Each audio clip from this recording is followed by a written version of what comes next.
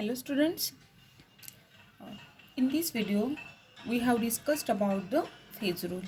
Okay, the phase rule is also called as the Gibbs phase rule because this phase rule is derived by the scientist Gibbs, hence it is also called as the Gibbs phase rule. Sometimes in examination ask what is explain the Gibbs phase rule. ऐसा यदि आपको question पूछा जाएगा तो आपको confuse नहीं होना है। जो फेज रूल का डेरिवेशन है और इक्वेशन है वही हमें आंसर गिब्स फेज रूल में लिखना है। कभी कभी कंफ्यूज करने के लिए आपको instead of the phase rule they are asked the explain the Gibbs phase rule. The answer जो भी रहेगा वो सेम ही रहेगा। ठीक है, नाउ द फेज रूल और we can say that the Gibbs phase rule. The phase rule is derived by the scientist Gibbs, hence it is also called as the Gibbs phase rule.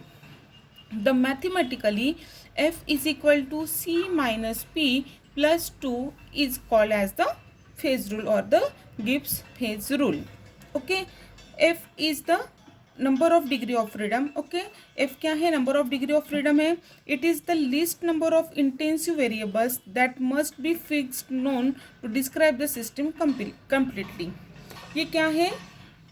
Intensive variable है जो क्या करेगा, वो intensive variable fix रहेगा to know the describe the system completely. उसकी वजह से हमें सिस्टम को डिस्क्राइब कंप्लीटली करना ईजी जाएगा। आपको शॉर्ट में आप ऐसे भी बोल सकते हैं कि F is the degree of freedom. C is the number of component, how many component are present in the system is called as the component or the सी।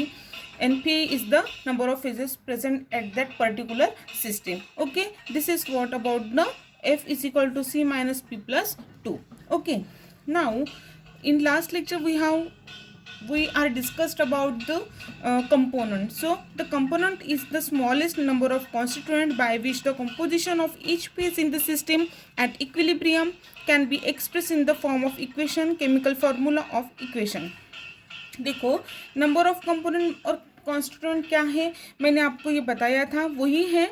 ठीक है, तो number of component is the smallest number of constituent. ये एक smallest constituent है by which the composition of each phase in the system at equilibrium. उसकी वजह से क्या होगा, जो हर एक जो फेज रहेंगी सिस्टम में वो क्या आएंगी, इक्विलिब्रियम में आएंगी। इसका हमने एग्जाम्पल भी देखा था। Now the number of component in the equilibrium mixture of ice, liquid water and water vapour is 1 because the composition of all the three phases is described by the chemical formula H2O. देखो, यदि देख रहे हैं एक system देख रहे हैं, ठीक है, उसमें क्या रहेगा, the number of component in the equilibrium mixture of ice, liquid water and water vapour, वो क्या है, इक्विलिब्रियम में। जैसे अपन ऐसे लिख सकते हैं कि ice is equilibrium with water is equilibrium with water vapour.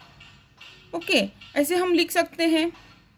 इसका मतलब क्या हो गया, सिस्टम एक ही है जिसमें क्या है, वाटर है, बट देयर आर 3 डिफरेंट क्या है, कंपोनेंट्स है। ठीक है, is 1 because the composition of all 3 phases is describe by the chemical formula H2O। लेकिन उसके जो केमिकल 3 फेजेस जो डिस्क्राइब किया है उसका जो केमिकल फॉर्मूला वो क्या है, सेम है, एक ही है, वो क्या है, water. Example, water vapour confined to a particular volume. यदि इसका जो केमिकल फार्मूला वाटर है, ठीक है, यदि वाटर केमिकल फार्मूला है तो C is equal to water का देखा जाएगा या वाटर वेपर का देखा जाएगा, तो क्या होगा, C is equal to 1, P is equal to 1, phase भी 1 ही है वाटर का। यदि हम ये जो है वो F is equal to C minus P plus 2 में यदि हम पुटअप करेंगे तो क्या आएगा, F is equal to C मतलब 1 एंड P मतलब 1, मतलब 1 minus 1 plus 2 is equal to हमें कितना मिलेगा, 2। ऐसे आपको इक्वेशन में डालना है और वैल्यू निकालनी है। ठीक है, now using the phase rule only 2 independent variables are required to define the system. जो फेज रूल का हम यूज करके only 2 component of the system can be 2 independent variables are required to define the system. मतलब 2 independent variable का रहना ज़रूरी है उसके with the help of two variables हम सिस्टम को अच्छे तरह से डिफाइन कर सकेंगे, ठीक है, because we need to know two of the variable to define the gases system completely. हमें ये पता है कि we need to know the two of variables to define the gases system completely. Gases system को define करने के लिए हमें टू वेरिएबल चाहिए रहता है, जैसे मैंने बाई वेरियंट, ट्राई वेरियंट ऐसे आपको बताया था, मोनोवैलेंट, ठीक है। We say that the system has 2 degree of freedom, मतलब सिस्टम में कितने डिग्री ऑफ फ्रीडम रहेंगे, 2। Therefore even though this volume is known it would be the impossible for one to duplicate this system exactly except by the pure chance. इसका मतलब आपको नहीं समझेगा, लेकिन मैं बताती, देखो, therefore even though this volume is known, यदि हमको, जैसे हमने बताया कि प्रेशर और टेम्परेचर ये जरूरी या रहना ज़रूरी है, टेम्परेचर और वॉल्यूम रहना ज़रूरी है, ओके। तो कैसे है, यदि दिस वॉल्यूम इज नोन, यदि वॉल्यूम नोन रहा, it would B impossible for one duplicate this system exactly. Volume known रहा तो दूसरे जो सिस्टम है एग्जैक्टली वो क्या रहेंगी, वो आपको समझना थोड़ा मुश्किल जाएगा, ठीक है। This is what the phase rule. And now I will tell you exact the statement of the Gibbs phase rule, that is the in a heterogeneous system in equilibrium is not affected by the gravity or by the electrical and magnetic forces. The number of degree of freedom, that is F, of the system is related to the number of component and the number of phases existing at equilibrium। देखो इसका मतलब क्या होता है, यदि अभी मैंने आपको जो एक्सप्लेनेशन दिया है वही all explanation are comes in this single statement, okay, means in a heterogeneous system in equilibrium, यदि एक heterogeneous system है और वो equilibrium में है, is not affected by the gravity, वो किसी भी ग्रेविटी से और इलेक्ट्रिक और मैग्नेटिक फोर्सेस से वो अफेक्ट नहीं होंगी। The number of degree of freedom of the system is related to the number of phases of the number of component and number of the phases existing at the equilibrium.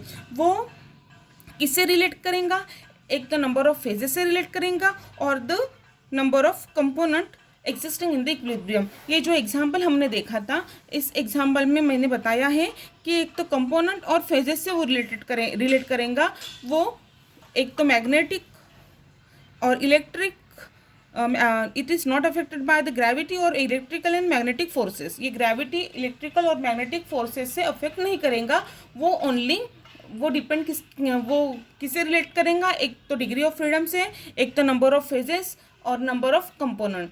So that the phase rule में हमने mathematical जो form था उसमें देखा था F is equal to C minus P plus 2।